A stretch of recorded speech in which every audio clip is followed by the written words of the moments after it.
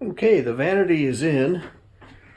You gotta put the GFI in, and if we run it here at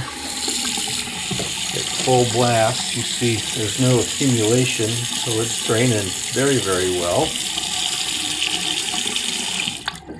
Only problem is we got a couple of bad supply lines. They're not sealing up right. They're the old ones, and it's the union between the pipe and the fitting that's bad. So I got to replace those. You can see here I've got just a tiny little drip on both sides. But here's how the drain is plumbed out. You can see how it came out really nice. And eventually what I'll do is you can see there's a line on the wall right here. That is where the stud is, the center line of the stud. And what I'll do eventually, after I get these lines replaced and everything's fine, I'll secure the cabinet to the wall with lag screws down here, and then up above also through securing into the stud.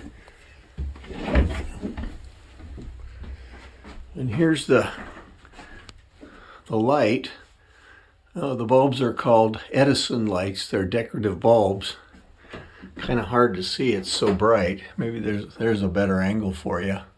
Came out really nice.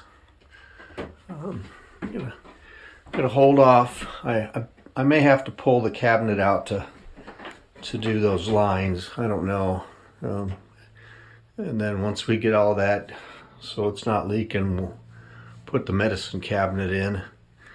And then this cabinet over here, I originally fudged it. It's not level to make it look level to the eye.